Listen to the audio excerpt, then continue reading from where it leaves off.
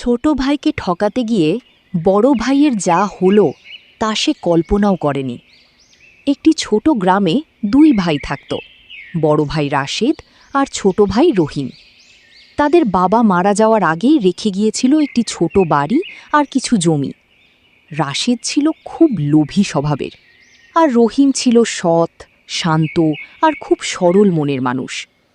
বাবা মারা যাওয়ার পর থেকেই রাশিদের মাথায় একটা চিন্তা ঘুরতে লাগল, কিভাবে পুরো জমিটা একাই নিজের করে নেওয়া যায়।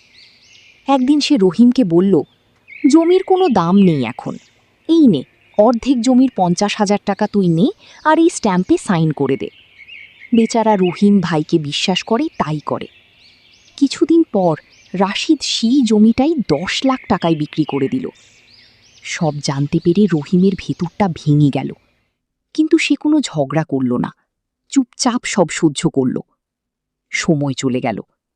2 বছর পর রাশিদ সেই টাকা ব্যবসায় লাগালো, কিন্তু লোভের কারণে একের পর এক ভুল সিদ্ধান্ত নিতে নিতে সে একসময় পুরোপুরি নিঃস্ব হয়ে গেল। রহিমের ভাগ্য বদলেছে, সে এখন জমি আবাদ করে, গরু পালন করে। অন্যদিকে রাশিদ ছিল ঋণ, দুশ্চিন্তা, মানুষের চাপে। তার জীবন অসহ্য হয়ে উঠল। একদিন অসুস্থ অবস্থায় রাস্তায় পড়েছিল রাশিদ। যারা একসময় তার চারপাশে ঘুরত তাদের কেউ পাশে এলো না।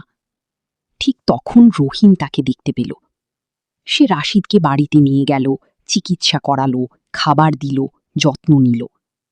রাশিদ অবাক হয়ে ভাবল, যে ভাইকে সে ঠকিয়েছিল সেই ভাইই আজ তার পাশে দাঁড়িয়ে আছে। কাঁপা গলায় সে জিজ্ঞেস করল, কেন এত কিছু করছো? সে বুঝতে পারল, টাকার লোভে সে নিজের মানুষকেই হারিয়েছিল। লোভ মানুষকে অন্ধ করে দেয়, কিন্তু ভালোবাসা আর সততা শেষ পর্যন্ত সব সময় জয়ী হয়।